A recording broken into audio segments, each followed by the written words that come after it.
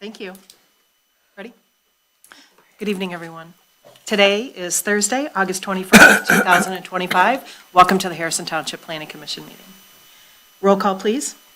Member Baccia. Here. Member Devlin. Here. Member Duncan. Here. Member Mulder. Here. Member Tominello. Here. Member Oparka. Here. Chair Murray. Present, thank you. May I have approval of the minutes as presented? Or any modifications noted? These are from our July 17th, 2025 meeting. Make the motion. I'll support. Mr. Duncan, Ms. Oparka, to support. Any discussion? All those in favor? Aye. Opposed? Motion carries. Thank you. Our unfinished business this evening, Amanda? Case number 10-25 RZ Picaro Building Company, 27430 South River Road.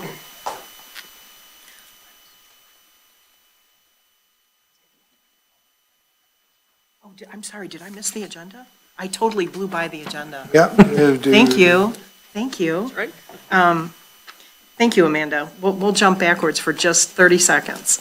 May I have approval of the agenda as presented, please? Make the motion.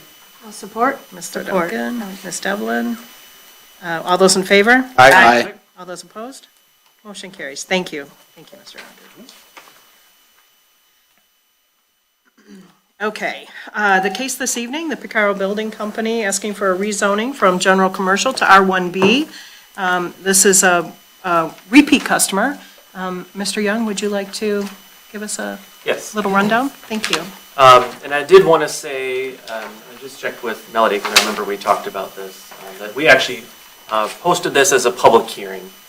Again, even though we held a public hearing for this item in April, and you made a recommendation, and that was sent to the township board, but they withdrew their request, revised their request to a different zoning district, and just out of abundance of caution, we, with Rosemary's advice, we posted this for another public hearing this evening. So probably technically it should have come under item C on the agenda. Got it. But maybe with that said, you may want to open the public hearing. I think so. And would you like your comments within that public hearing? I think that's how we typically. Well, we've kind of and bounced then back and forth, but I think that's probably a good idea. Okay, may I have a motion to open the public hearing for case 1025 RZ, please? I'll So- make that motion. Ms. Oparka? And may I have a second? Ms. Devlin? Support. Can I ask a question, though? Are we okay that it's not on the agenda as a public hearing? I think, since we approved the I agenda. think you posted it, and that's fine. The notice was correct. It was a public hearing for a reason. It was posted as a public hearing, so the only place it's incorrect is on the It's agenda. just the placement on the agenda. Okay, then let's make maybe as part of this motion, we can make a quickie change to acknowledge that it technically should be under C, hearings and review. Can we kind of jumble that together? Okay, thank you. Okay, Ms. Oparka, seconded by Ms. Devlin. Any discussion on that motion to open the public hearing beyond the moving of this item up to category C? Okay, all those in favor? Aye. Aye. Opposed? Okay, motion carries. Public hearing is now open. Okay, so we have a rezoning request. The applicant here was in front of us in April. At that time, they were asking for a rezoning request to the multiple family residential district. After discussion and holding a public hearing at that time, the Planning Commission made a recommendation of denial to the Township Board. I believe prior to appearing before the Township Board, the applicant withdrew that request and decided to revise the request to a different zoning district, a more restrictive zoning district, the R1B Single Family Residential District.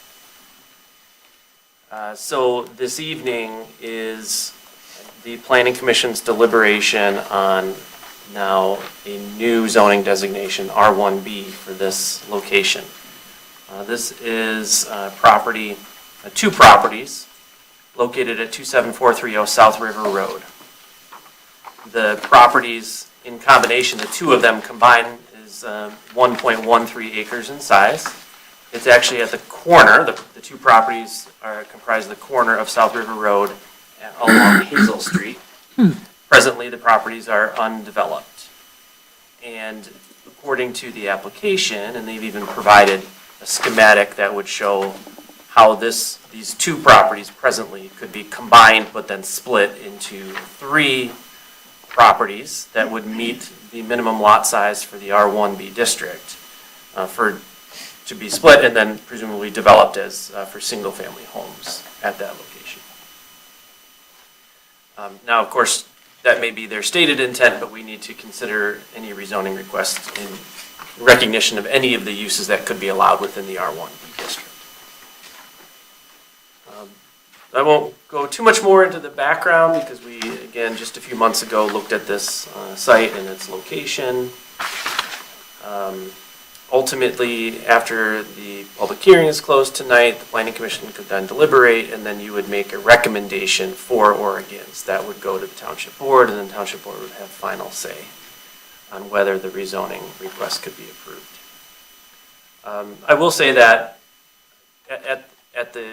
when we discussed this back in April, I think it might have even been suggested, or at least certainly for better consistency with the surrounding properties that include other single-family zoned properties to the south and to the east, also to the north and west. Really all around it, you have single-family residential zoning. And so that is now what they're asking. So if rezoned, this would match the zoning of all the other properties immediately to the south along Hazel Street and the other single-family residential throughout the area. So with that, I'll ask if you have any questions for me. Thank you. Any questions from the commissioners to the planner? Okay. Would you like to come up and readdress your request, please? Thank you.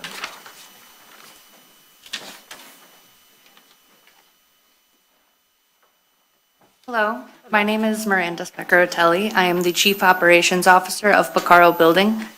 Here I have with me Dale Speccaratelli, the owner and builder of Picaro Building. You guys already covered a lot of what I was planning on saying, so I'm just going to address some of the issues you brought up, primarily being that R1B district zoning does allow things other than single-family homes to be built there, and we are willing to sign a provision that would limit us to just being able to construct a single-family home, as well as limit our ability to request any further rezonings once this one is approved. I think that kind of touches on the 2 major concerns you guys had. You guys have any other? Planners? Commissioners? Any questions for the applicant specific to what she just mentioned? I have a question. I'm not sure if it's for the applicant, but maybe. In the Department of Roads review, they said that any lot fronting onto South River Road requires an M-style entrance, and I wonder what that is and what that means, maybe. I was also wondering. Okay. I'm not sure what that means, M-style. Maybe a circle. Makes it sound like extra wide, right? Maybe a circle joint. Okay, just because, It could be some sort of maybe a circle drive that doesn't make sense, or a T turnaround, but I don't know what that is. I mean, there's newer homes that were just built on South River down the street, and I don't think those have circle drives. they have regular drives, right? Yeah. So I don't know if it's like a wider driveway, because, I don't know. But that's a question that I have. So I was reading the same letter and I was wondering what an M opening was, but the other question I had is it says a commercial entrance. I mean, it Which, seems like if this it. is being rezoned, why are they referencing it as a commercial entrance with a M opening? Yeah, I'm not sure. Maybe it's a mistake. And ultimately, any access to the county road is going to require their approval, and they would straighten it out at that point. But you're right that if it's rezoned to R1B, really there are no commercial uses that would be allowed in that district.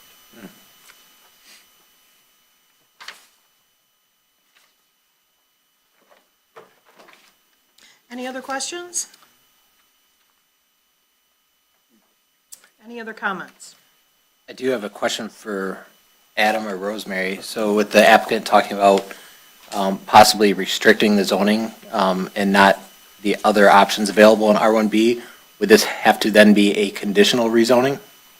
The applicant can offer a conditional rezoning. You don't have to accept it.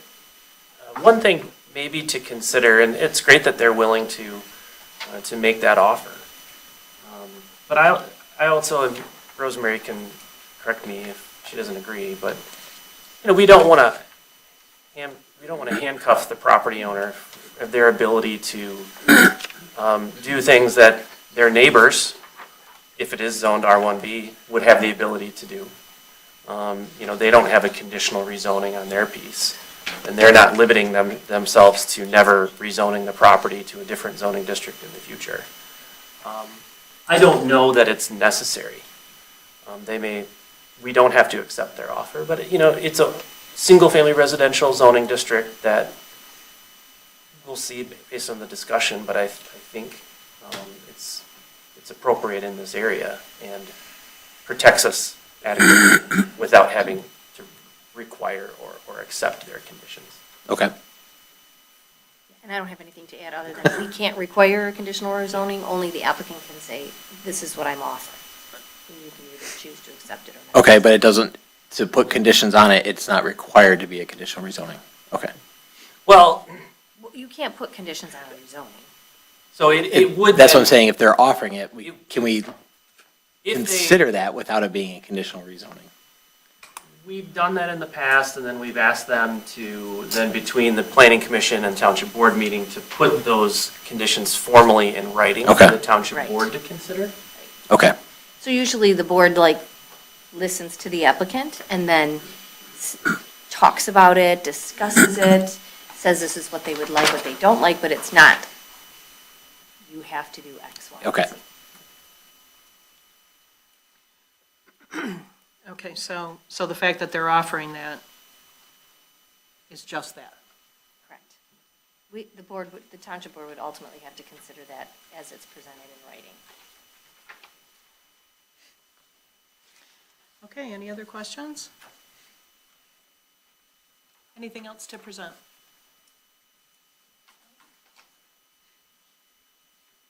Just that the lot has been vacant for over 20 years, and the market data shows that there are more people trying to move in or expand throughout Macomb County than there are homes available. And we see that we just received a document this evening indicating that you are having the property resurveyed to Yeah. rectify a situation with a discrepancy. Yeah, there was a discrepancy, so we want to, Fee. not by a ridiculous amount, And- but And when do you expect that to be complete? before we submit any parcel. Okay. Okay, commissioners, any questions, any comments? I have a question for Adam, I guess. So if the township board approves a rezoning request, and the applicant then wants to split it into 3 lots, it's just a lot split procedure at that point? That is an Yes. administrative? Yeah, it would be an administrative procedure, provided they can meet the, Land Division Act requirements, that there's enough splits available to that particular parcel or parcels. But very likely, that would be the case. They would not need to come back to the planning commission with site plan approval. It would just be lot splits, and then it would be building permit review and approval.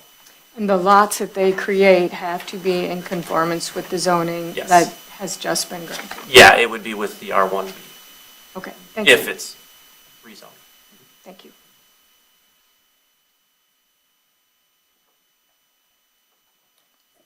To that point, I'm looking at, I believe this was the document that we received today. So I'm looking at this document on page 2. And on page 2, there's 2 examples of potential solutions for lot splits. My question is,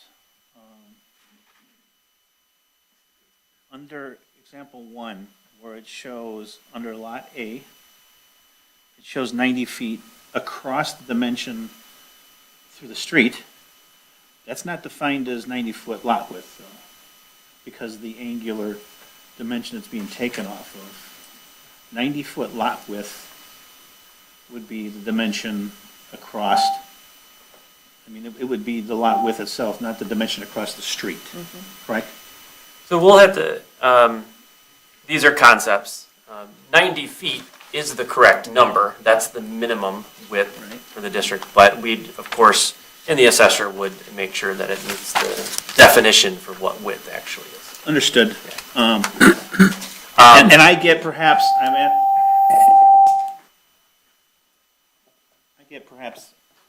actually asking somewhat on behalf of the applicant, because 90 feet across the street does not meet 90-foot lot width.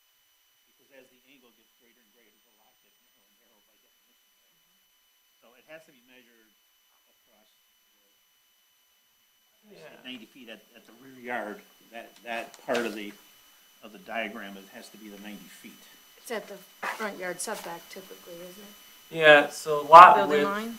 per our zoning ordinance, the definition, it's the horizontal straight line distance between the side lot lines, Yes, okay. measured between the 2 points where the front setback line intersects the side lot lines. So Agreed. actually, So- it would be an angle, but it's measured at the required setback line.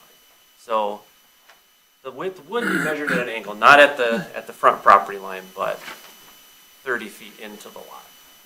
By the way this is drawn, it's academic, Correct. but that That's makes our no sense. definition. Well, that makes no sense, because the greater the angle becomes, and you said, I only have to be 90 feet at the street, in theory, the width of the lot gets narrower and narrower, Yeah. correct? Um, And that really defies the intent of the 90-foot lot width. Not at the street, at the building. Yeah, when I was, 'Cause it there's was flag lots. measured across the side yards, from side yard to side yard, then that is what I'm arguing, is what 90 feet means. Yeah, if the front property line is at angle, not a 90-degree angle to the side property line. Right. Or if it's at a cul-de-sac where it's circular, you don't measure the arc of the circle to say that's a 90-foot lot, right? Yeah, at the cul-de-sac, it'd be measured at the setback line. So Yes. it'd be further back, Okay. and it would be, yeah. So fine to that, I mean, and I get it is somewhat outside of this immediate discussion. Yeah. Because what it tells me, though, is example 2, as drawn, probably represents a solution that closer represents the intent of the ordinance. Because the way that appeared, I mean, I've not done the geometry, but that one shows Lot A at the street is 104.1 feet, which strikes me that if you did the math, then that is a 90-foot wide lot. I do believe that I example 2 to be at, wide, it Right, makes sense. yes, so fine to that, like I said, example 2 strikes me as the solution Is it more appropriate? that would be more appropriate. We agree with. That being said, if I read the ordinance correctly, Lot C becomes a corner lot. Lot C will be a corner lot, that's correct. And the ordinance says that the minimum width of a corner lot is 100 feet. That's right, the minimum frontage, the minimum width. And if I look at that math, if the whole property is 186, and 90 of it goes to Lot A, that only leaves 96 for Lot C. So that would fail the 100-foot, Oh, on that side. right? On that side, Yeah. Except Right. for this is not a side plan, right? So that means it I said I respected that, it was beyond it, I said I'm asking someone on behalf of the applicant to think about yeah. this, that we still have to stay focused on what the rezoning is. and the I was just uses. trying to get wrapped around my head that at the end of the day, if you follow the ordinance as stated, if we approved R1B, absent any variances that may or may not be granted, this would be under R1B per the ordinance, 2 structures. Yeah. Now, I don't know minimum width of a lot, again, is the side property lines, between the two side property lines measured at the front property line. So I'd have to dig into the ordinance a little bit further. I mean, there are such things as triangle lots that it doesn't even have, or one side property line, where you may have unique shaped lots that not all the dimensions meet the 90 minimum, and that may be okay. I don't know, I don't really get involved in too many lot split reviews. The assessor takes care of that, but I'd have to look in the ordinance to see, is that 90 a minimum on all dimensions? Like you can't have any single dimension of your property? I don't think that's going to be the case because you have unique shaped properties. For whatever reason, that maybe the rear property line is 60 degrees or 60 feet, then it's another 30 in a different angle, then it's 25 in this angle. So as long as they have at the road frontage 90 feet, I think Lot C in either case could be approvable because they do have the 90 feet along South River in this case. So they're also, this could be dependent on their survey. If they're expecting to gain an additional 30 feet. Yeah. I Then- mean, this is a very simple drawing. but Yes, but you The would, surveyor would make it work. Oh, true. Yes. I agree. I was just saying, I look at it the way it looks at me right now. I would have interpreted it as two structures would be built per the ordinance. Because I don't see 100 feet on South River by your own definition. And I think what you're saying is it's pretty clear that it's not going to be more than 3. Absolutely. It's not going to be more than 3. We can see that, right. Yeah. I was just kind of framing that, in what would R1B even look like as related to number of structures?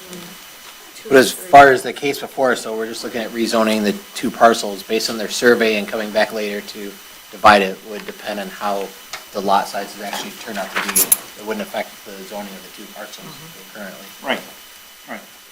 So with the survey, because I believe we've looked at this parcel before, and based on the photo included in Wade Trim's document, I believe there's a discrepancy on I believe it would be south side, where I believe the lot line actually went over into the property to the south, and part of the garage actually ended up in this parcel. 'Cause I think that was, yeah, we discovered that, I think a few years ago when a different site plan was proposed for this location. So have you had any discussions with the owner, the parcel owner to the south? I have talked to him a few different times, and I thought it was, I don't think it's the actual garage that's in the way. I think it's actually maybe a foot or two driveway, Okay. which at that point, you know what I mean? I mean, it's just a little bit of so it's not gonna affect anything I'm doing, and I'm not gonna be like, hey, I wanted to put a shrub there or something, you know? Would that require an Do you believe easement granted? Do you believe that, and I forget. Yeah, so a portion of maybe a driveway or maybe a part of the I garage think it's- extends or encroaches into. It looks on this here like property. it's but when I was looking at it, when I was there, and there's actually a thing in the ground. You know, there's actually a point, you know what I mean, like, A stake. what do you call it, like a little thing? Monument. Pretty clear that it's maybe a foot or two in his. Well, that's certainly something that we would want addressed, if it isn't addressed through some sort of an easement. That'd be something that we would want to have, and as part of a lot split request, you do need a full survey to be prepared, legal descriptions to be prepared, and that could be something that would be identified. Again, And at the addressed. lot split, not Yeah. in the rezone, yes, okay.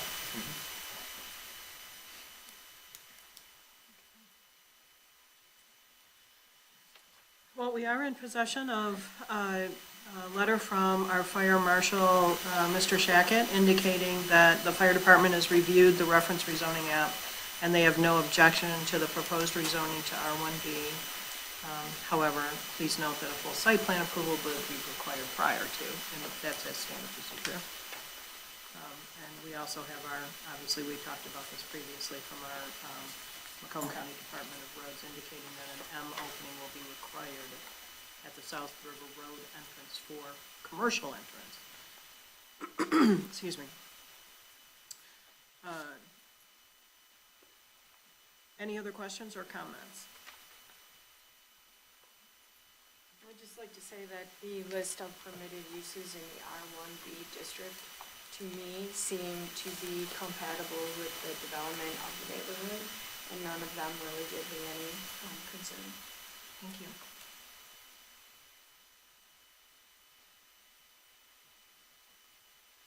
Any other questions or comments? Anything from you? Okay, you can take a seat. Very much. Do we want to close the public hearing? Do you want to see if there's any other public? Oh, let the yeah, public- good, yeah. It is a public hearing. Would anyone like to come up and make a comment, please? You're limited to 3 minutes. Please be mindful of kind words. And if somebody says something previously, it doesn't need to be repeated. We'll be writing it down. And then we will have you address the questions at the end. Hi. Good evening. Ken Baker. I'm the ACUS Program Manager at South Virginia National Guard Base. Wing Commander submitted a letter concerning the rezoning application. Just wanted to make sure you got that. If you had any questions, I know that I spoke last time. We had a conversation, and it's due diligence to provide compatibility recommendations consistent with ACUS. And those are only recommendations. There's no regulatory binding requirement for those, but it's necessary for us to do that. Make sure you know of what the consistency recommendations are. I didn't know if there were any questions at all. Okay. All right, thank you very much. Appreciate it. Thank you. Anyone else? Okay, seeing as no additional comment, do we want to close the public hearing? I'll make that motion. Thank you, Mr. Tominello. Support. Mr.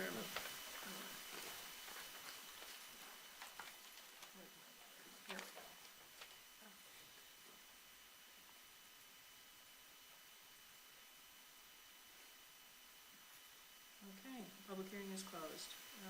Discussion?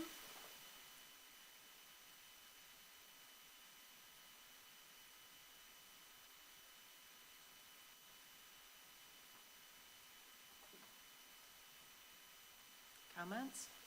Concerns?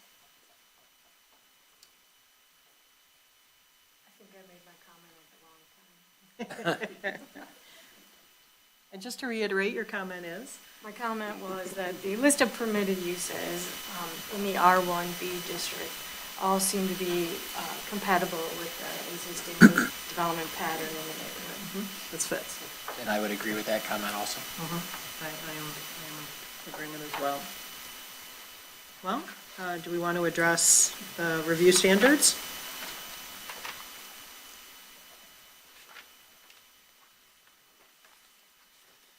Why don't we just go ahead and go down the list? Actually, Mr. Young, is there anything that you want to additionally address from your letter? I did provide, some commentary based on the 7 review standards for rezonings. I think the interesting one, or the one of note, is that in the master plan, reflective of the fact that it had been zoned commercial for years and had at some point in time been used for commercial, that the master plan shows this corner for commercial use. So when that happens, it's not unheard of to vary from the master plan, and especially if we're kind of down zoning here to a more restricted use. So it's less of a concern, less of an opportunity for more intensive uses to be developed. And we would usually point to what does the market say about the need for, commercial use at this location. And we discussed it at the last time. It's been actively for sale for some time. There has been, we did see a site plan for a commercial operation at one point in time that we were not able to approve and never ended up moving forward. And here we are, still no commercial use being proposed. So that does speak to the demand or lack of demand for commercial. And so if there's an opportunity to downzone and incorporate housing where commercial once was and make it compatible with the neighborhood, I think it's a reasonable request at this point. Okay, thank you. Well, why don't we go ahead and jump right into the review standards? They're outlined in section 19.06 of our township ordinance. The first one is consistency with the goals, policies, and objectives of the master plan and any sub-area plans. If conditions have changed since the master plan was adopted, consistency with recent development trends in the area shall be considered. Actually, that's what we. Well, I think that's what Adam just I- explained. Yeah, he just talked about So I it. think Does anybody that- have any comments or discussions to the contrary? Okay. Compatibility of sites' physical, geological, hydrological, and other environmental features with the uses permitted in the proposed zoning district. I think that's what you addressed. Compatible. Does anybody have any comments regarding to the contrary of that? So I think this is more the physical characteristics of the site, like are we, tearing down, or is the developer tearing down wetlands or something? And, I would argue that the physical characteristics of the site seem to also be compatible with residential development. Evidence the applicant cannot receive a reasonable return on investment through developing the property with one or more of the uses permitted under the current zoning. Well, I think the proposed is fitting into the neighborhood and certainly will provide a return on investment. Well, and as Adam said, it has remained Yeah. vacant as No commercial zoned operators. commercial Yeah. for many years. And the one commercial proposal we did have, we all felt stuck out like a sore thumb there. And there is Twin definitely a Towers. lot of public opposition to Yeah. using it as it's currently zoned. Compatibility of all the potential uses allowed in the proposed zoning district with surrounding uses and zoning in terms of land suitability, impacts on the environment, density, nature of use, traffic impacts, aesthetics, infrastructure, and potential influence on property values. Well, again, I think that goes hand in hand with 1 and 3. Certainly, it blends in with the surrounding areas on all sides, in all ways. And I don't think it negatively impacts property values. That was a big one, wasn't it? The capacity of townships' utilities and services sufficient to accommodate the uses permitted in the requested district without compromising the health, safety, and welfare of the township. We have no indication to the contrary. Water and sewer are present along both roads. Say that again, please. Water and sewer are present along both adjacent roadways. Thank you. The capability of the street system to safely and efficiently accommodate the expected traffic generated by uses permitted in the requested zoning district. 3 single-family homes aren't going to add, This is actually a downgrade. It would be Yeah. less use than a commercial property. yeah.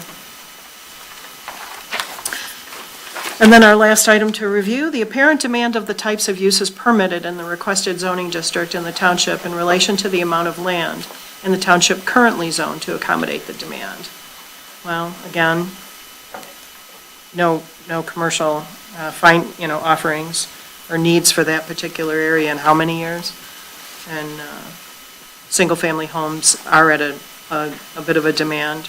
Harrison Township is a very desirable location.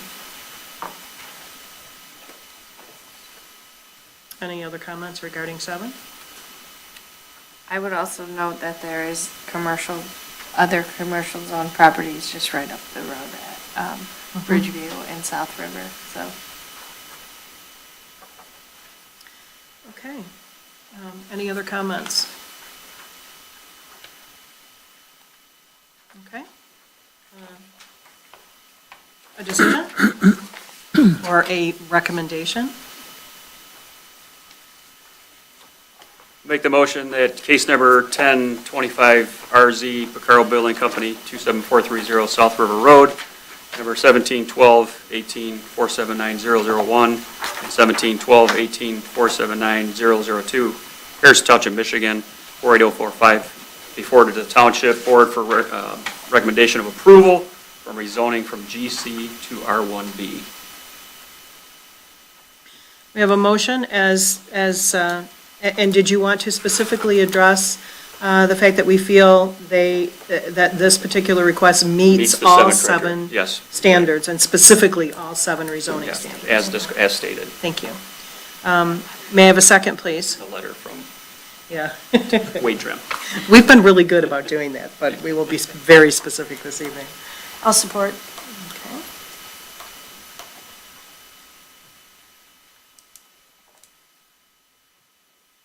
Okay, any discussion on the motion? Okay, all those in favor? Aye. Opposed? Motion carries. Thank you. We will see you again.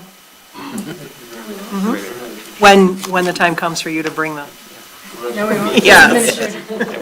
Oh, no, actually, they'll go right to building, right? Yeah, Amanda might see them again. Yeah. yeah, unless they wanted to do like a, a site condo or something like that, a different form of ownership. But if they're just splitting the lots and then selling them off for development, it would be assessor, and then the building department.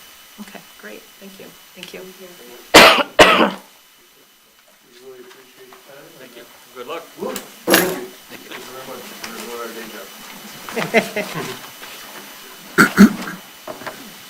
Okay, the other item that we have this evening is zoning amendment discussion.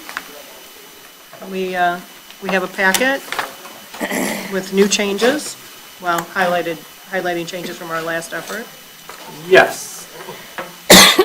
So I have the cover memo that outlines and summarizes the changes from last month. So we discussed this at last month's meeting. We had a few requests for changes to the proposed amendments. So in the text amendments, there were, I think this was actually new, that we had looked at the site plan review procedures to see if there's anything that needs to be tweaked or revised there. And we did find a few things, starting on page 6 in the packet. And you'll see that for the tech team or the technical committee, we've been, for the last several years, we've expanded it to include the public services director and the fire marshal to be a part of that tech team. And so this would be an amendment to simply memorialize that essentially procedure that we've been working with for the last few years, adding them to the team. And then still in the site plan review procedures section, but a little bit later on page 9 here. So again, kind of to align with the current practice for when we receive a site plan, what do we then do with it? The current language in there was pretty prescriptive, and it used words like shall transmit to the following departments, agencies, and consultants. It does say as applicable, but kind of shows that that we do need to send it to the Macomb County Health Department and the Macomb County Public Works Commission, and so we do that as appropriate. It's sent to the Road Commission like this request here. It's sent to Selfridge. That's kind of our practice that we're doing, but we don't have to necessarily put it in the ordinance so that if somebody challenges something that we did, they go back to the ordinance and say, well, did you send that notice to the site plan, to the health department? We're like, well, we didn't have to. So kind of revising that language to say that we'll forward it, of course, to the township planner, engineer, fire marshal, attorney, and outside agencies with jurisdiction as applicable. So we'll do our best to share the information with outside agencies, but we don't specifically list them. We don't hold ourselves to that necessarily.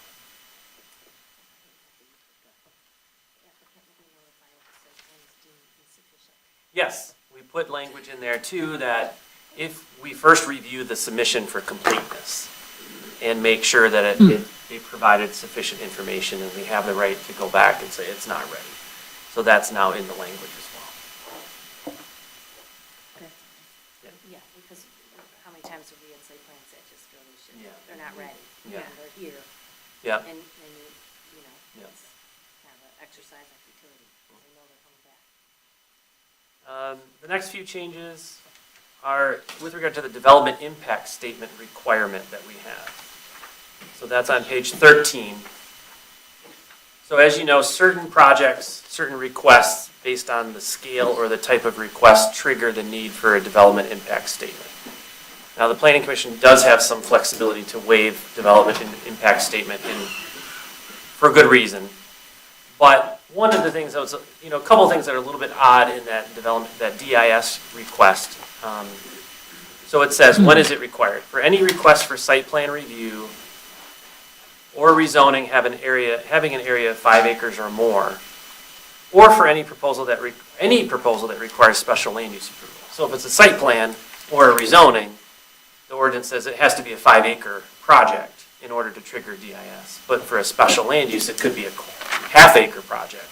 And regardless of what special land use it is, it would require a development impact statement.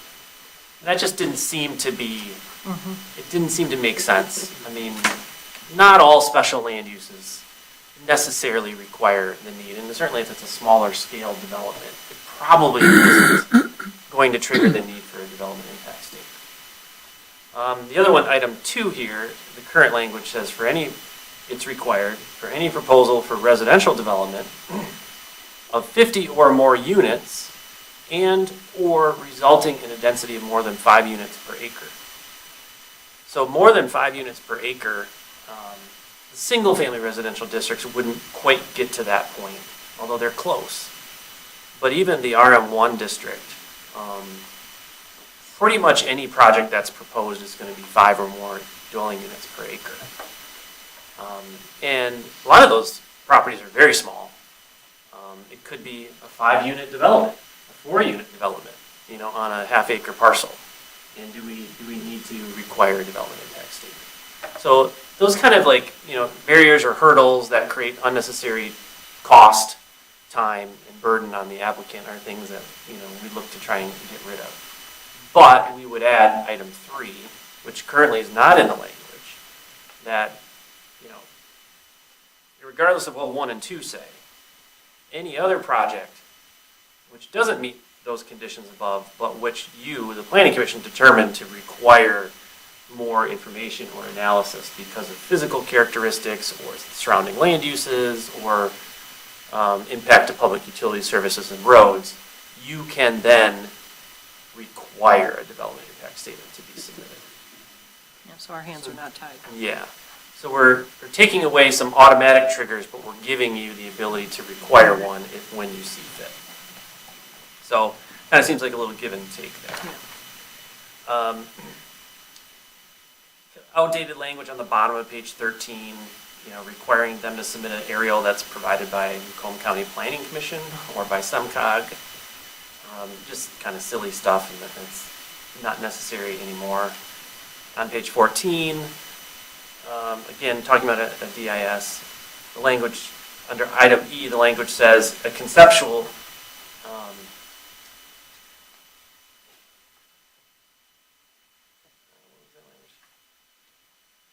conceptual plan showing how the proposed development relates to the above referenced conditions. I'm sorry. Oh, yeah. Information, the following supplemental. Oh, I see, Get in okay. trouble with that. Got it. Issues with that. Yes, okay. I was thinking about item F. All right, I got mixed up. So E, we wanted to clarify that we can't require a conceptual plan as part of the rezoning. And so since a rezoning could trigger a development impact statement, we don't want to force them to put a conceptual plan because that's not appropriate for rezoning. Item F, the way the wording currently says is that any application for commercial rezoning must provide a DIS. And so that kind of contradicts the earlier language that says you only need a DIS if the rezoning involves a property of 5 acres or greater.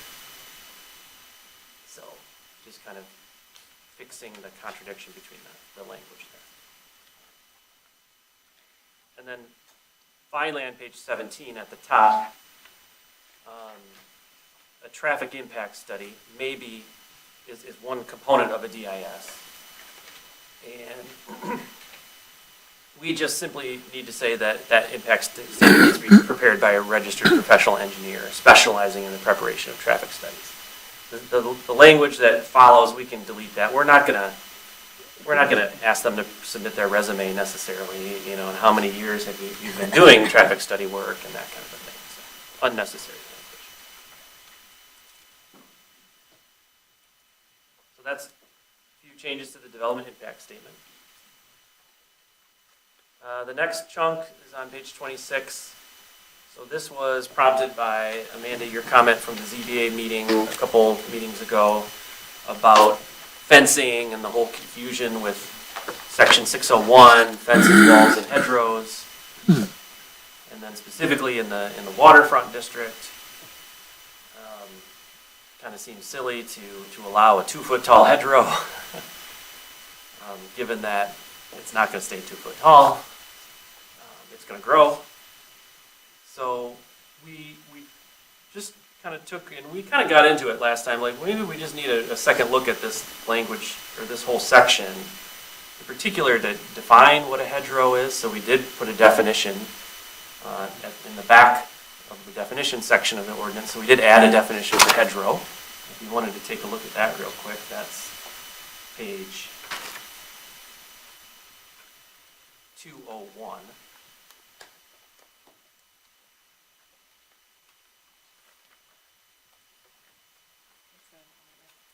So a row of closely planted shrubs or low-growing trees which commonly form a continuous visual screen, boundary, or fence. As opposed to, and we talked about this last month, it's not, a few arborvitaes that were planted, scattered around, and it's not too closely, two trees that were close together. That's not a hedgerow here. So we're trying to define the differences. But generally what we did in this section is clarify when we might just be talking about a wall or a fence, or when we're talking about all three together. So we've added throughout, like, are we talking about all fences, walls, and hedgerows, or just fences and walls, or just fences? So that's providing some clarification in here as well. We're also striking the language and protective barriers, because that's where we can kind of start confusing ourselves. When we start saying, oh, well, is too closely planted trees, is that a protective barrier now? So really, we're just talking about fences, walls, and hedgerows as we've just defined hedgerows. And by the way, there are definitions in the ordinance already for fences and walls.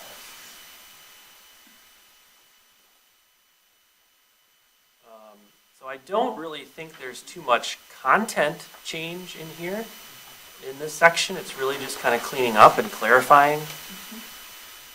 But the one content that addresses the ZBA case is on page 27, under item 4, for waterfront yards, or within a yard abutting a water, the following shall be permitted: only non-obscuring fences and walls may be installed within the 30 feet from the water line. So that means 2 feet. Is that, At a maximum of 4 feet high, but then that second sentence says fences and walls not greater than 2 feet in height are exempt from this non-obscuring requirement. So you could have a fence or wall 2 feet tall, but no longer can you have a hedgerow 2 feet tall. Nor can you have a hedgerow within 30 feet of the water. Or a hedgerow, even at 2 feet? Correct, even at 2 feet. But you can have a hostel. Yes. Yeah, you Yes. can have a plant, you Yeah. can have, So Wait. consistently you obstructed. can have, Yeah. where does I it say you understand. can't I'm just have putting it out within- Yeah. Yeah, because they certainly grow to 2 feet.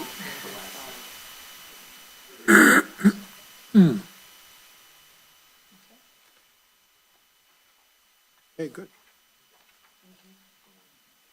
And the other thing, I guess I wanted to point out, I did run this past Brent, because he deals with this language, our building official, a lot. He also recommended, and I added to the first paragraph, sorry I didn't mention this, a new sentence, second to last sentence in that first paragraph. For the purposes of this section, a retaining wall designed to resist the lateral load action of soil is not considered a fence, wall, or hedgerow.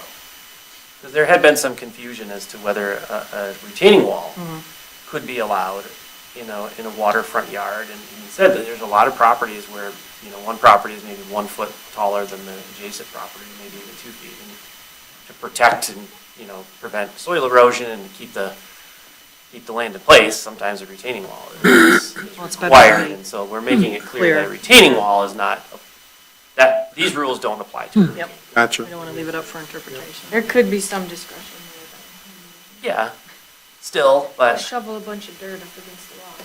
understood, but he felt that this would make it a little bit easier, him and his enforcement team, a little bit easier. I'm sure we'll hear if it's Sure. But otherwise, he liked this idea and he was glad that you brought it up. Well, the property that was prompted this already has installed their weird, non-obscuring hedgerow that Okay, will eventually grow to be obscuring. what's done is done, right? They left space in between them. Okay. They're Today. just very big grasses that will eventually take over. Okay. Or die. Yeah, or die. They poison them. The next set of changes are on page 45. In the off-street parking formulas. So we added or tweaked off-street parking formulas related to residential uses and residential care facilities. That's largely what we were focusing on as part of this amendment package. So the first one you'll see is just clarifying what we mean by single and two-family dwellings. We mean single-family detached dwellings and two-family dwellings. But they, like current, they would need 2 parking spaces for each dwelling unit. The second one, multiple-family residential dwellings, and then clarifying that it includes attached dwellings, stacked dwellings, townhouses, and apartments. So basically, any type of multifamily. What I'm recommending, at least for your consideration, is to reduce the number of parking spaces from basically slightly down to what you have now to 2 parking spaces per dwelling unit. Right now, your ordinance says it depends on the number of bedrooms. If it's a 1-bedroom, say 1-bedroom townhouse or 1-bedroom apartment unit, you need 2 spaces. But then it says for each additional bedroom per unit, you need 1/2 additional parking space. So if it's a 2-bedroom, you're going to need 2.5 spaces. And if it's a 3-bedroom unit, apartment unit, you're going to need 3 parking spaces. The reason why I'm suggesting maybe that you can, we're not doing anything to the requirement that you do provide visitor spaces, depending on the number of units that are in the complex. So that hasn't changed. But based on our research, and this is from, these pretty well accepted Institute of Transportation Engineers does parking demand studies for different types of uses. And it is consistently shown that multifamily does not require as much parking as a single family. On average, a person living in an apartment unit is going to require less number, or have less number of vehicles than a single family dwelling. Right now, your single family requirement is 2 per dwelling unit. I would just recommend that it, as a first step, maybe just going down from what could be 2.5 or even 3 per dwelling unit, multifamily, if it's 2 or 3 bedrooms, to simply make it 2 per multifamily dwelling, regardless of the number of bedrooms. Minimum of 2. Minimum of 2. Yeah. So in the end, what you'll have, especially if it's a big development, you'll have 2 for each unit, plus you'll have the visitor parking that's required as well. So I think that's fair. It does also reduce costs for people who want to construct multifamily. They don't have to provide as much parking, and you don't waste as much space. Dead You space. can provide more open space and less parking spaces. Impervious space. Impervious space. Mhm.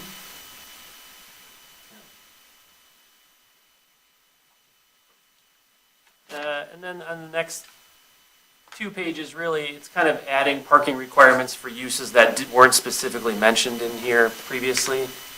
So like adult foster care and family and group daycare homes. Of course, they need 2 spaces as a dwelling, but then just make sure that there's a space for each non-resident employee. And then make sure that there's sufficient drop-off space, because we're talking about kids being dropped off. We already have a formula for convalescent homes. We're just adding nursing homes, assisted living facilities, and hospices into that same grouping. And then at the top of page 47, adult foster care congregate facilities. So these are not within a home, but more of a, a facility type thing. So one space for every 4 persons in residence, plus 1 for each employee in the largest working shift. Temporary structures? Yep, so that's next. I had forgotten to do this, but I think, Danielle, you reminded me last month that the Planning Commission had previously talked about the whole 5-year approval for temporary land uses, suggesting that we reduce it to 2. So this amendment would accomplish that. A special land use approved by the Planning Commission or a temporary use may be granted for a period not to exceed 2 years. And you could still require a compliance review after 1 year.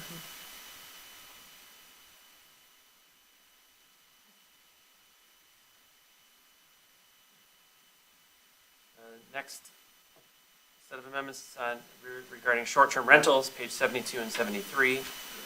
So we, at the last month's meeting, we agreed at the Planning Commission level that we are going to prohibit this in all the residential districts.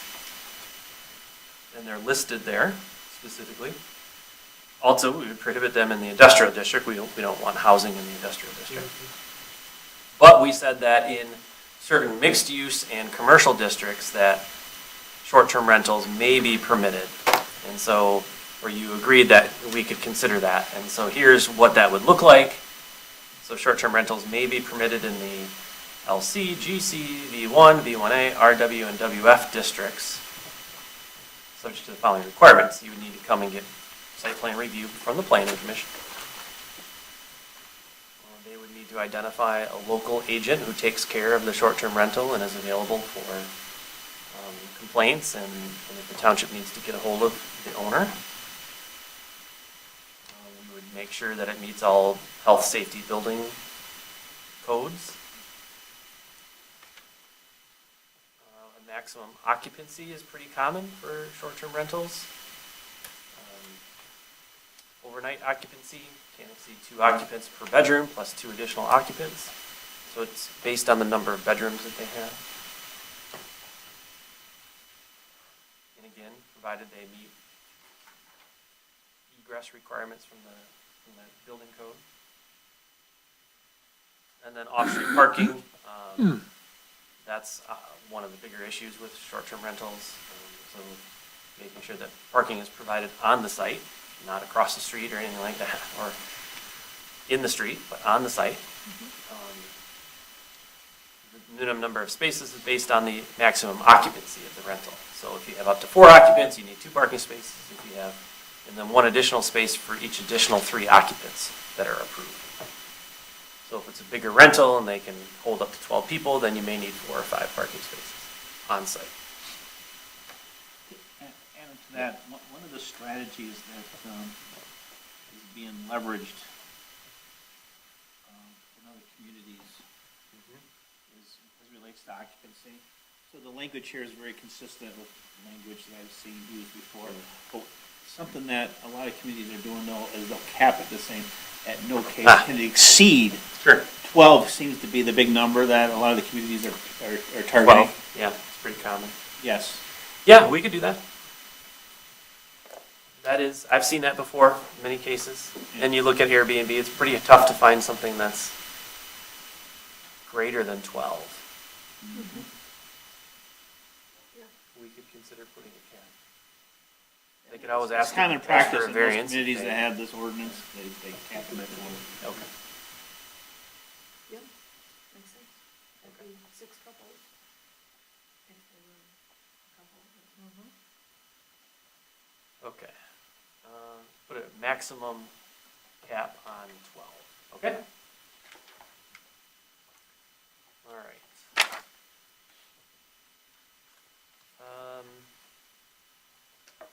Okay, one thing I wanted to mention, because you had asked at the last meeting, so with regard to the maximum impervious surface coverage percentage, that was discussed at the last meeting.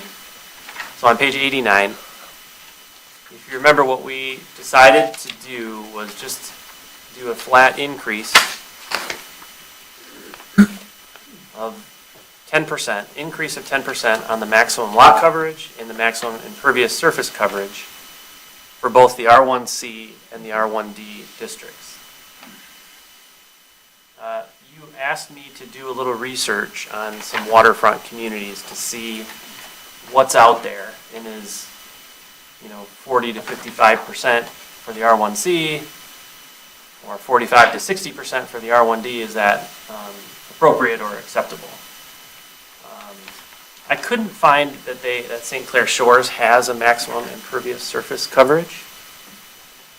In New Baltimore, I found that it's 50% in their waterfront residential district is the maximum impervious surface coverage, 50%. And then Grosse Pointe Shores, they don't have a maximum across the entire lot, but they have a maximum impervious surface coverage within the front yard area.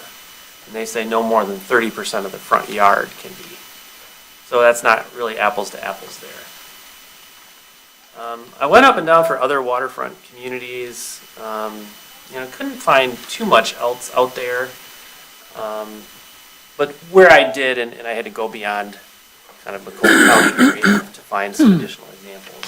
I would say where you're at right now is pretty reasonable. The 55% for R1C, the 60% for R1D. I know that in talking with,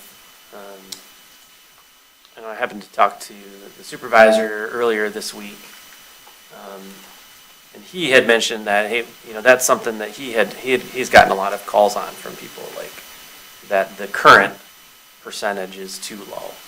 So he was glad to hear that you're looking at increasing it. He said, well, maybe a little bit more even. So I'll mention it to the planning commission, but I know that they've evaluated the number at least. So I don't know if you had any additional thoughts about the increasing the ratio or the maximum for the R1C or R1D. I think I voiced my opinion last meeting about that. I think it should be more, only because our lot sizes are so small. Well, we're pretty maxed out, and for those two areas. I think it's a pretty fair change. I think a 10% increase is quite a bit, so I wouldn't be comfortable going any more than that. Having just dealt with it within the last year, I think this is a pretty good change in the right direction.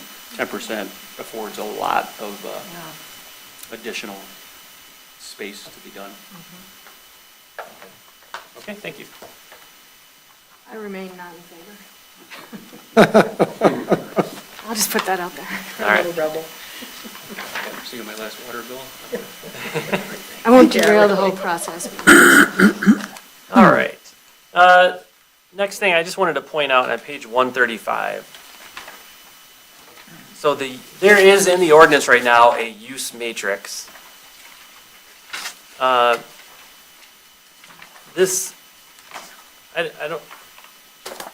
just wanted to mention to you that this is going to have to be revised. So this is something that I'm going to have to work on. Quite frankly, the use matrix doesn't match in all cases the listing of uses that are in each district. Additionally, this use matrix doesn't include the V1A. The V1A district is not included in there. And then, of course, if we make some of the changes that we're proposing in this draft, we're going to have some revisions in here as well. So I just want to let you know that as part of this, I'll have to go in and do a fair number of changes to the use matrix, but I kind of just got lazy and I was like, I don't feel like doing that right now. Well, thank you for your honesty. But it will be done. Okay. 156 is the next set, so planned unit development. So I mentioned that we wanted to take a look at this and just identify any tweaks or changes that we need here. So in the intent statement, it didn't really discuss that maybe one of the reasons why we'd consider planned unit development is to allow for a mixture of uses. So I kind of just added it in, just talking about variety and design, layout, type, and use of structures. or that you can permit flexibility in the mixture of land uses. We talked about this one, so on page 157, the minimum lot size as eligibility for PUD. So right now, the ordinance says in a residential zone, a PUD requires 40 acres, and then in a commercial, non-residential zone, a PUD requires 5 acres. Clearly, there are a few properties in the township that actually meet that requirement, certainly 40 acres. And we've run into this, and it's been an issue, and we've struggled with how to deal with it, because we've granted exceptions in pretty much every case that somebody's proposed. Nobody's proposed something greater than 40 acres in size. So, to really simplify it, we're just saying a parcel of land proposed for a PUD shall be a minimum of 1 acre, or maybe you want to consider 2 acres. But in looking at even some of the ones that have been proposed, we had one, I think it was didn't end up moving forward, but I think it was just over 1 acre in size that proposed, and we did grant the exception at least to consider it, and we didn't end up approving it. But it was something, because we have some really unique properties, especially along the water too. I just feel like the size requirement is a limitation Yeah. that we don't need, because PUD is a tool for us. It gives us greater flexibility, us greater ability to put conditions or design, elements. It gives us more say. So why would we ever want to restrict the size? Yeah. I mean, we always want to have that tool at our disposal. Later on that same page, at the bottom of that page, so talking about the minimum open space percentage. So right now, the ordinance says you need 25% minimum open space. And I think that's fine, except when you start dealing with parcels that are very small or smaller.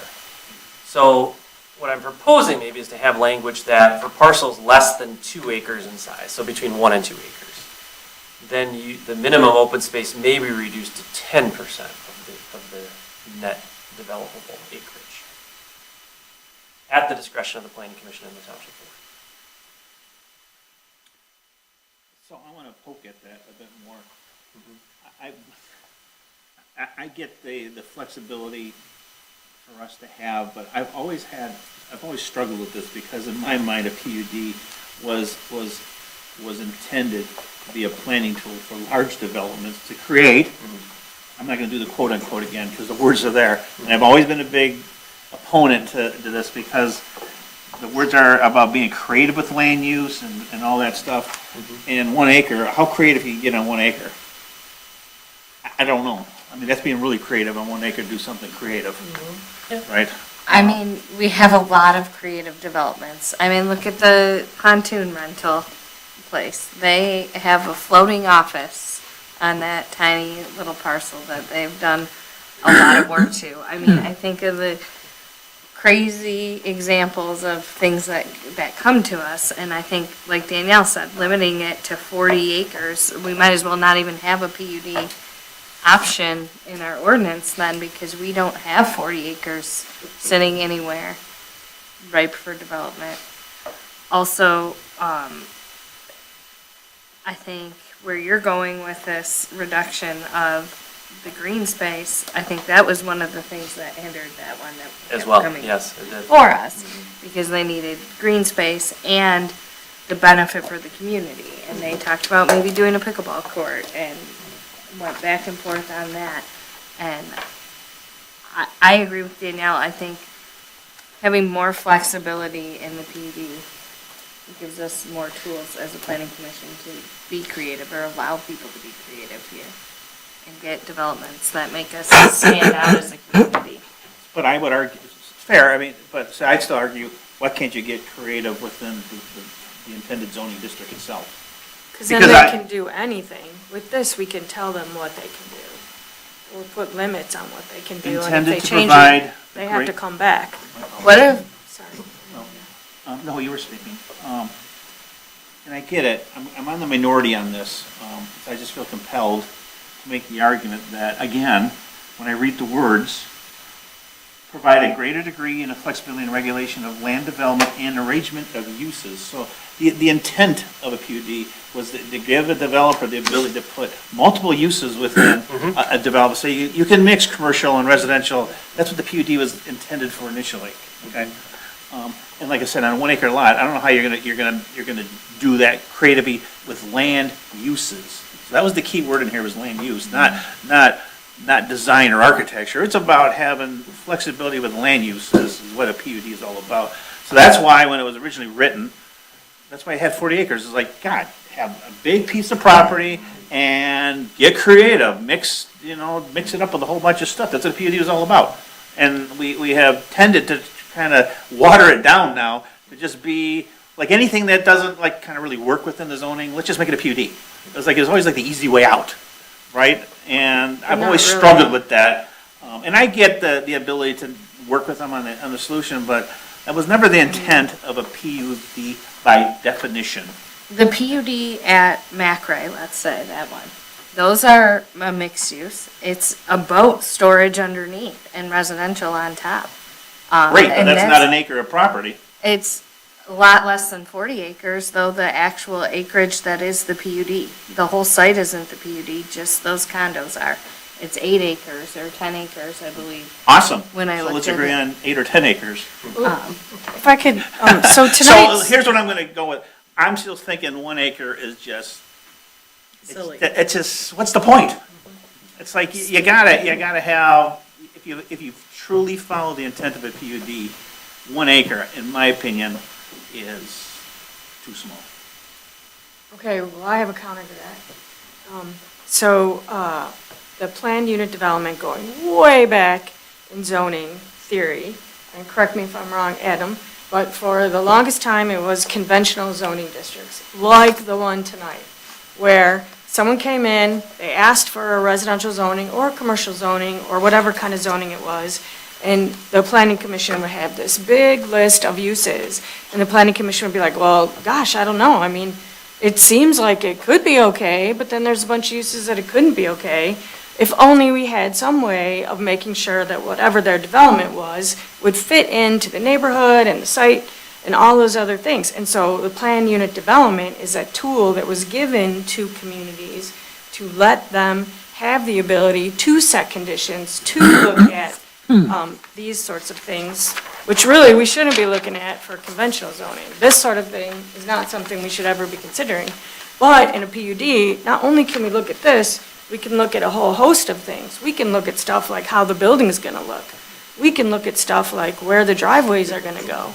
And that sort of thing, we can never look at in a conventional zoning. So it really, I know it's a kind of a mind shift for you to look at it as a tool of the planning commission rather than a wedge of the developer, but it truly is a tool of the planning commission and not an advantage the developer has. And any developer would much rather do this. This is cheap. They got to pay for an application fee. You know, they might have to pay for an impact study if people come to the public hearing and want to talk about that stuff. But in a plan unit development, they have to do a site plan, they have to do all kinds of other things that we may or may not want to see in order to make the decision.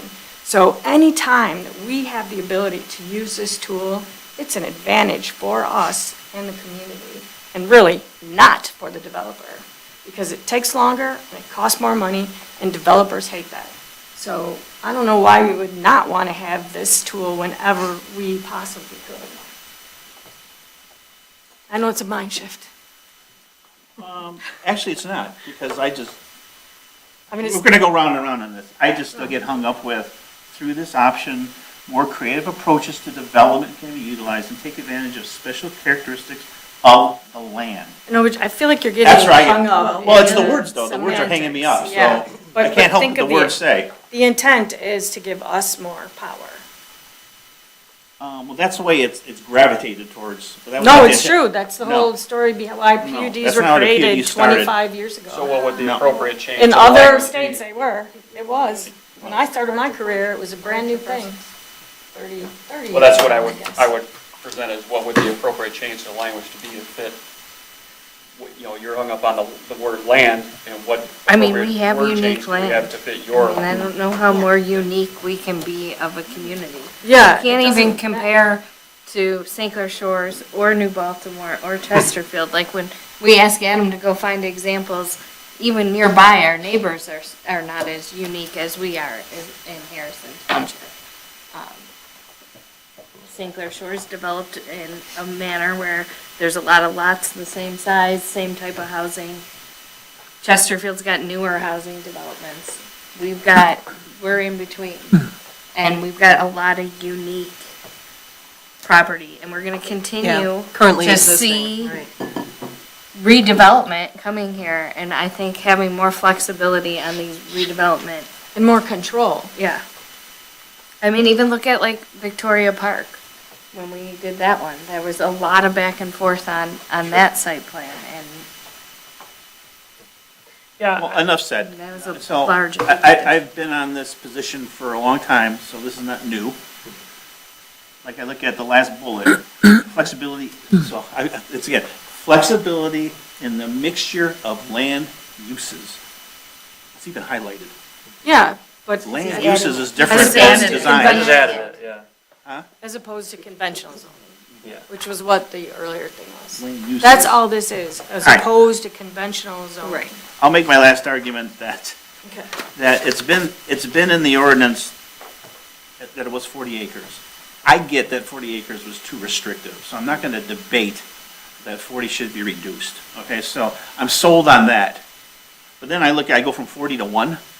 That's a pretty big, Drastic. drastic divergence from what we lived on for all, since it's been here. And we go to 1, that's moving a lot. I'm in the same boat. I thought it was pretty But again, big of it a gives shift. us more control, more power.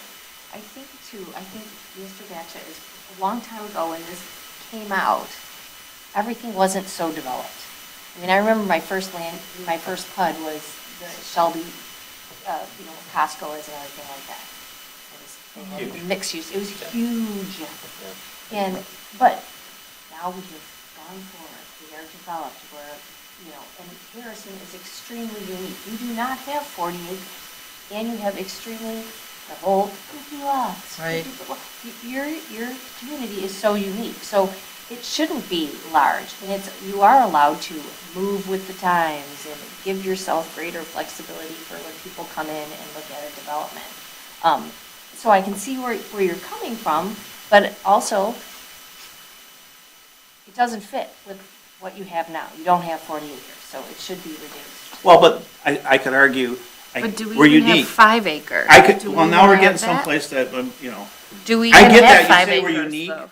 and a long time ago, 40 acres for a PUD made sense because you had, okay? Well, then, you're going back to my argument. If we're so unique and it's all gone, then why do I need a PUD to begin with? I'm not gonna argue what you said, because I get that too, okay? I just, 1 acre from 40 just seems like, do we need to go that far, that fast? We have been living with PUDs because I thought the ordinance gave us the ability that if it's less than 40, the planning commission by motion can say, we'll waive it, right? They gave us some flexibility, they're there. So why do we need to go to 1? Can we make it 10 and still have the same right, I'm picking a number for sake of argument, and still have the same authority that we had when it was 40, to say we have the right to waive the requirements of 10. I guess I don't understand why you don't think it's a good thing to have that ability to make design decisions And allow more No, uses because I don't on think a the 1 acre parcel. lot is a PUD, in my mind. That's just a 1 acre Because lot. it's already consistent, you could put, 4.5 Yeah, do I need a PUD for a 1 units acre on lot? an acre? No, I don't.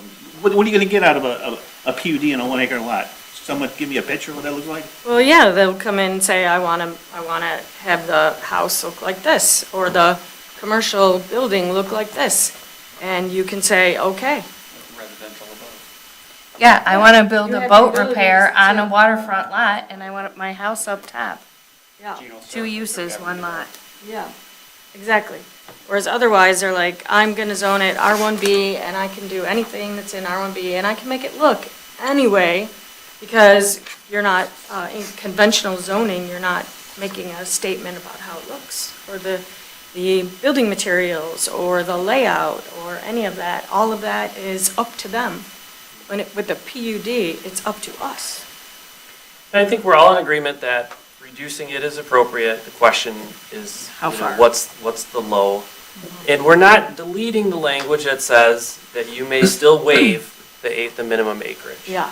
So in that sense, you know, Yeah, but if we I'm said okay it, with whatever the planning commission Yeah. sets it That's at. fine if we can still waive it. I guess I just wanted to emphasize that there has been some confusion in the past over this tool, which really is a tool for our benefit and the township's benefit, and not a developer's benefit. I just wanted to put that out there, because it seems like that's a confusion that not only some of us might have, but it seems like some of the public as well. well, yeah, look at a couple of the PUDs that have come, have stressed the availability of the flexibility of that Yeah. PUD.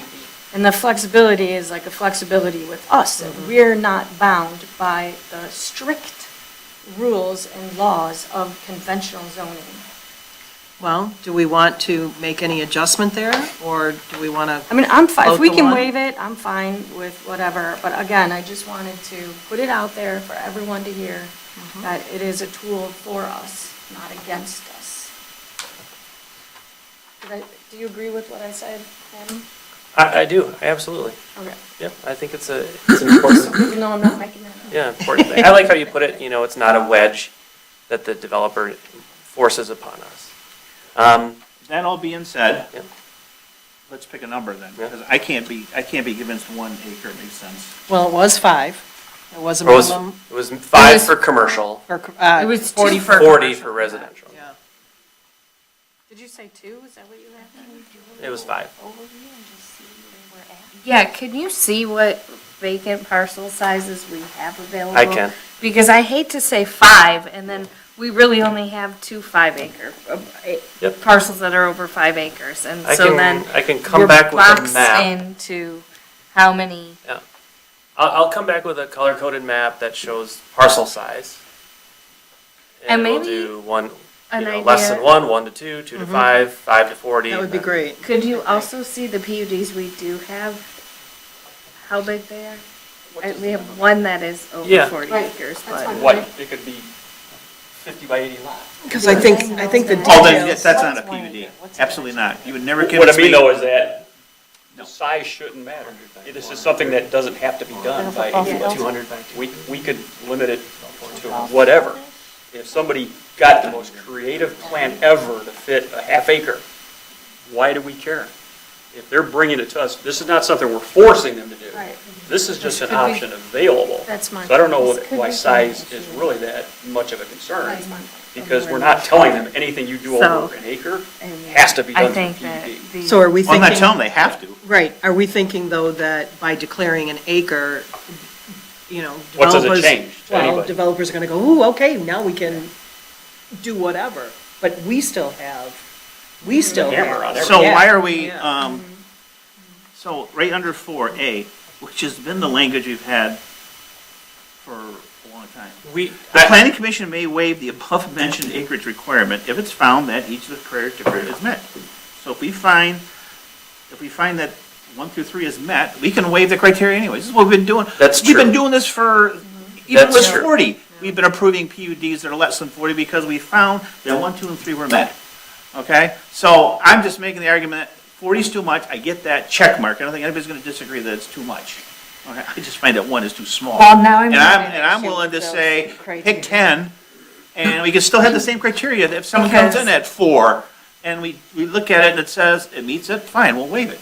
Just like we've been doing all along. It's not a, Or it's not why a, does it have to be, the PUD has to be a higher intensity use, is what 3 is saying, right? Yeah, so we've struggled So- with the criteria. Yep. So I'm not a fan of criteria number 3 there, because why does the PUD have to be this inherent higher intensity use situated at the intersection of 2 roads? And, It shouldn't be. because we don't have that either. Right. So, Agree with and we don't want to Right, promote right. these high intensity uses. We want to use this as a tool to get unique developments in our unique That are communities. consistent with the existing development. Yeah. Right, not necessarily more high density. Right. So I would, maybe we go down from 40 to 5, and then we keep you may go lower language at the discretion of the planning commission, but let me take a look at those be comfortable with criteria it. and come up with something that makes more sense for And us. I'd still like to see I still would like to see the detailed map though as well.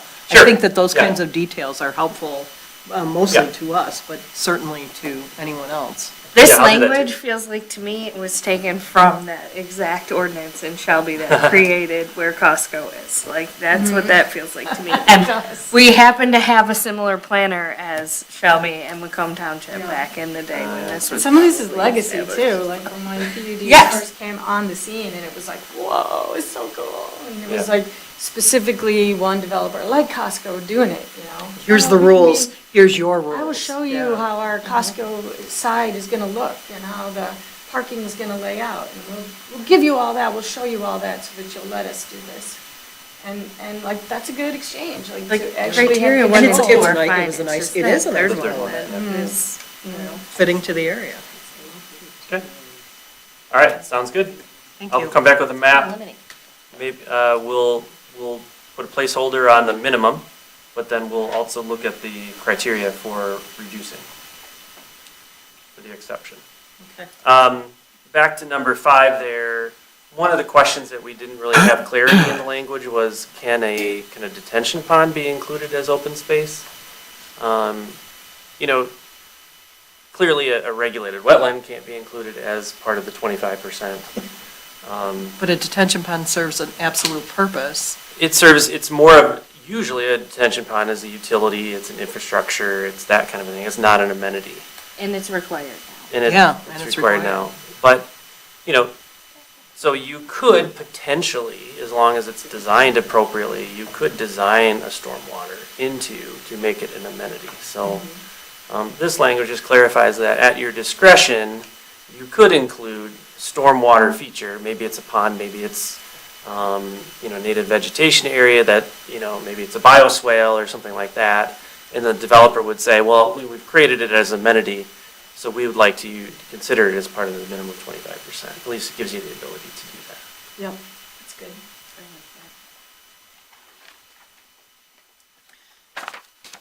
And then, finally, 160. One of the things that we've been challenged with in some of the projects that we've been proposed with is one of the design requirements saying that dwelling units shall have a side, rear, or alley entry garage or other configuration not opening directly to the street. We've never got anyone to propose something like that to us.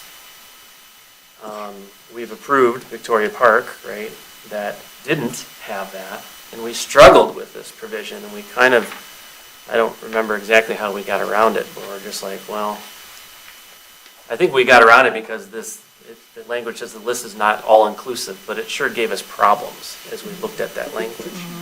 I feel like this is not the market of Harrison Township that we're gonna expect, That's a legacy. Cherry Hill Village in Canton Township or something like that, where it's like a new urbanist development, and I don't think we're gonna get that in Harrison Township, and I think the language probably isn't serving us well, in my opinion.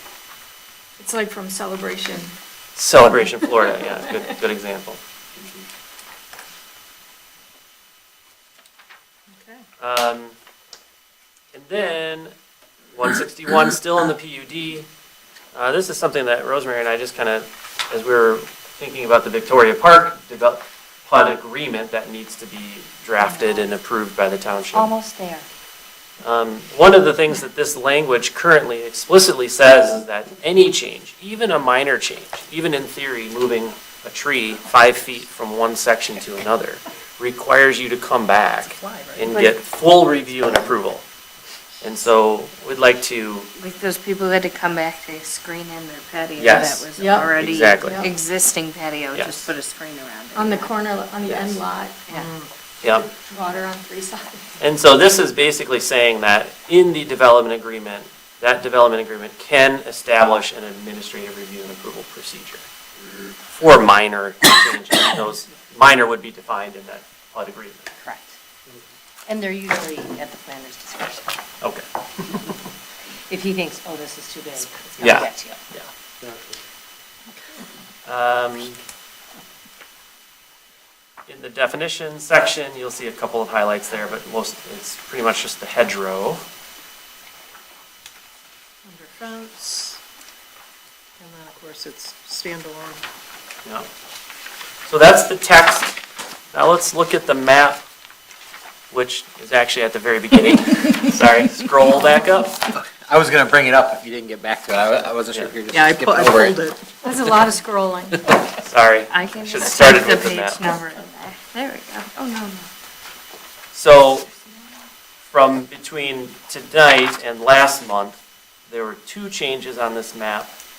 The first one is that we had decided not to do anything with the Prentice Point Apartments property. So that has been removed. But we did add ROS for that conservation open space land that was part of the Willow Bay Estates subdivision, so North Point Parkway. Proposing to change that to ROS, recreation open space, to reflect that it's a conservation property. Otherwise, it's the same as what you saw last month. So that's where I had, again, this is my first time. But you like, said being a you part of the were meeting. I did sit in, Yeah, you were But- listening in there. the property on Jefferson, it says 2 ROS. That is currently, I believe, zoned residential. Property on Jefferson, so Or would be by the fire department? single-family Yes. residential. Yes. Right. Is that the property that's currently for sale? Would that restrict them? No, we went over this in the meeting Okay. before you were here. That is actually owned by the Metro Park. Okay, Yes. That's So, what we looked at. That's right. The properties that are for sale, I believe, it might be that one parcel that's up in the front, but we doubled, it's the ones next to it, actually, that are kind of cut out of the square there. okay. I didn't want someone coming back and saying, Yep. in the middle of their sale, we're changing the zoning on it. Yeah. The other question I had was with ROS, the DNR property off of North River Road. Is there a reason why that's being left residential and not being changed to ROS? On Old North River Road? Yeah, between That Old was North just a River and. mistake, I Yeah, good question. Magnifying glass to see that. It's a Actually, I think triangle piece. Yeah, oh, there you go. Yep. believe. It's this and then this. I think it's all of it. it's all owned by the state of Michigan. Yeah. Was there a reason, did we talk about why we didn't show that as ROS? I thought we did too, I don't remember what the reason was. Placement, It's No, I owned- would be in favor of making that ROS. It's owned by the state of Michigan. And It's it's right next to Selfridge. Obviously, Brigantine they're- on the edge. They would rather have that conservation. This is Ah, that one right there. That's that right one, there. okay. Yeah, so this is. And probably you're talking about the bridge, it's that property. Yeah, yeah. That's, DNR, this being the Yeah. first, corner. I mean, I listened in. That's This is the first time being part of the Selfridge discussion. owns I that was one too. curious if there had been a reason why it was left off. 'Cause you know to what, me, it's that looks like probably- ROS. Yeah, I don't know if we recorded that. I just think that we missed that one. If I that don't was in a remember talking workshop about that or- one. Okay. We talked about the DNR boat launch, I think. Yes. And also the birth of the property for Pride of Michigan. Would that be ROS? I believe that's actually like Macomb County Park. That's really never been For what part? It's like a Macomb County Park that's never been designated.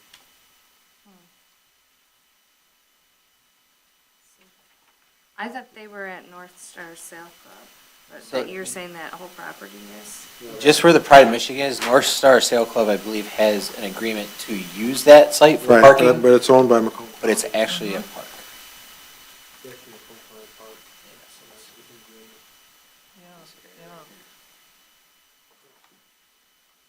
Gravel out there next to it. Yep. Yeah, and I think that was in comment when they came to us for divot, It's a road right of way, Yeah, actually, is what something. it shows on this map here. It's not even a parcel, Ah. it's just road right of way. So I don't know what it shows up on the zoning. I think map it's as. white. I think it shows as a road right It's of way. just a road, Yep. because that's where the road Yep. would have gone through. There's one on the other side of Bumpers there too, that, where if there was ever a bridge, that's where it would have been through. Okay, so we don't have to use that We don't. designated now? No, no. Okay. And then I just have one other item that came up last week based on just a question I had for the planning commission, based on the township board meeting last week, and I talked to you, Rosemary, about this too. There's an interesting language, cell tower language in the zoning ordinance. I just wanted to kind of call to your attention. So somebody has approached the township board about potentially putting a cell tower on township property. And so I was asked to, okay, what does the ordinance say about what zoning districts can cell towers be located? In the ordinance, it's clear, it says cell towers may be located on property zone, general commercial, waterfront marina, WM, and industrial as a special land use. And it says, again, the development of any new towers is specifically prohibited in all other zoning districts in the township. But then the very next sentence, it says, the township strongly encourages the development of required towers on suitable township property. Consult with the township planning department with regard to township property locations prior to submitting an application. So I think that, It's exempt. I think Yeah. that means When did that get snuck in there? we want you to. It seems like that was the latter thought that just Yeah. got thrown in there. It kind of means we want you to look at township-owned properties first, but yet still the language, and usually where there's conflict, we go for the more restrictive, and the more restrictive language says you can only have it in Industrial. no other districts Yeah. except GC, WM, and Yeah. IND. I remember talking about it in. So I didn't know what, like, I wanted to just share with you and see what your thoughts were, if that's something, I mean, I wouldn't want to take it away from being like special land use or having to come before the planning commission and do a public hearing for that. But could we, do you think the intent was maybe if it's township-owned property, it doesn't matter what zoning designation? Did we think that there may have been an I emergency interpret it that way. situation? I know, that you don't I- interpret it that way. I don't But I interpret it that wonder, way. I interpret it as you still have to be properly zoned. so. So I think the word within those suitable, zoning I think the those word property suitable should districts. be changed. Yeah. But remember, there's a profit to be made here, you know? Well, yeah, this condition. So if if the ordinance is saying you should look at township property first, That's a little. Properly zoned. I mean, So we But the don't- other thing too is like, okay, but most township properties, we don't want them to be zoned general commercial, No. waterfront I marina, think or they're all- industrial. Well, and the township residential property is either. embedded in, it's embedded Right. in residential. All the Often, township. or usually it's Locked in, right. residential, or Well, it's except gonna for be the recreation and open 150 acres, space. right. but there are some township uses that are more intense, you know, like storage and equipment, and So, those could be in commercial areas. And would encourage them to look at those places first. sure, And pay a lease to the township rather than the neighbor. That's probably what the intent was. but Yeah. That's what it seems like. the challenge is that most township properties aren't gonna be GC, IND, or WM. Right. Most township properties are gonna be R1, or they're Yep. gonna be ROS, once we create that Well, new yeah. district. So then the question is, should we look at tweaking the language to say, if it's township-owned property, do we care what district it is? As long Or as do we simply say, look, or do we just delete that language and don't have anything about the township-owned property? I mean, I don't know why. Treat it all the same. Treat it all the same, Yeah. and not have that. Well, I think that would be Check with wise the for planning our department, township yeah. because of the placement and the availability of Signal. Oh, well, that and potential, I mean, yeah, we all know, we all lose signal at Selfridge, So but that's what I was wondering, if there's no industrial property in the center of the township, perhaps it is there to allow for a spot where it could be to provide service. Yeah, Enhanced service. yeah. I like that it's special land I use, think- because then they gotta prove that there's a service. Well, certainly special issue. land use, yeah, absolutely. Is this something that maybe should be talked about at the actually the board level? 'Cause, I mean, before we remove the township from there, I want to get feedback from Sure. Adam and Ken and the Sure. board. Yeah. Because what is the intent? Is the intent to create revenue for the township if something like that happens, or was it, Or was it to you allow know, for an emergency? or is it us to say, you know, we're going to tell you, or we really?